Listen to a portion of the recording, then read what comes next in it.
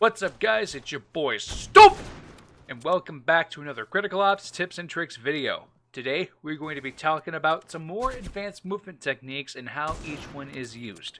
But before we begin, if you like what you see, hit the like button and subscribe if you want to see more. Hit the bell icon to see when I upload, and follow me on Twitter @StumpDaddy in the description below.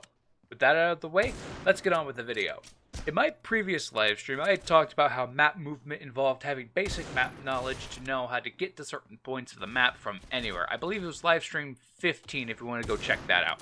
Well, alongside that, there are other things you could do with the movement pad that can help you move around the map more sneaky or help you win more engagements. And no, crouch walking is not an advanced movement technique.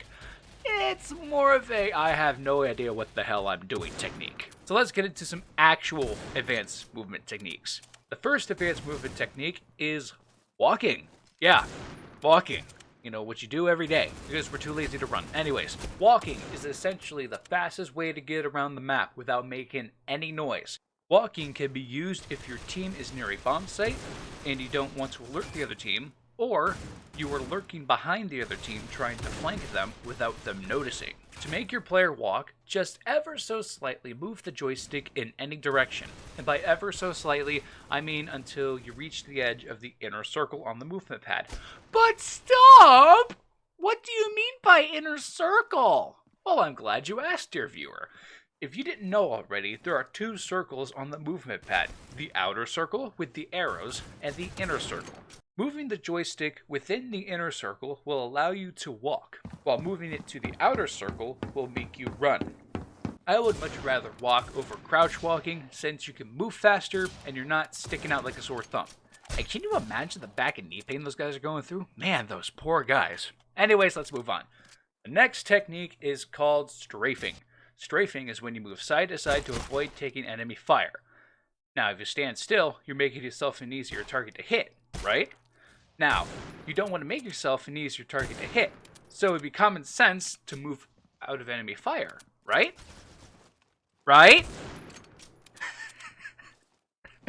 It's actually laughable seeing how many players don't strafe and just stand there and shoot.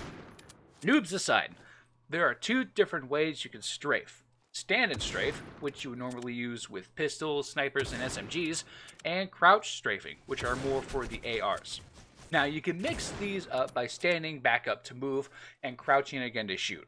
You can also perform what is called a juke, which is where you crouch strafe in the opposite direction you were previously traveling. Speaking of jukes, the last advanced technique is called shoulder peeking, or more commonly known as jiggle peeking. Jiggle peeking is when you peek with just a portion of your body, or in this case your shoulder, around a corner, and then back behind cover to bait out the enemy's position. This is typically used when you want to bait a sniper shot so you can gain positional advantage when they go for the repeek. I would highly recommend using your pistol or your knife when you are jiggle peeking, because if you're not quick enough, you are dead. Now, sometimes there are players who are just more disciplined than others and won't fall for the same bait most of the time. Just keep repeating it until they eventually shoot. But don't make it a pattern. Be unpredictable in your timing, your peaks, so you can throw off the enemy and gain that positional advantage. Recap! So, there are a few different advanced movement techniques that you can use to improve your chances at winning engagement. First is walking, and you can make your player walk by moving the joystick within the inner circle of the movement pad. This is a faster way to sneak around bomb sites or flanking the enemy team. The second is strafing, and you use this to avoid enemy fire. The key to strafing is unpredictability. Never peek the same way twice. The last one is shoulder peeking, or jiggle peeking.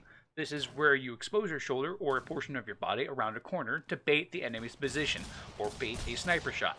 Peeking with your pistol or knife will make your peeks faster and make them harder to hit. You should also be unpredictable with your peeks to keep the enemy guessing. And that's the end of the video. But before you go, could you leave a like if you enjoyed this video, and subscribe if you want to see more. Hit the bell icon to see when I upload, and follow me on Twitter @StumpDaddy in the description below. Thank you so much for watching, and as always, stay safe. Bye-bye.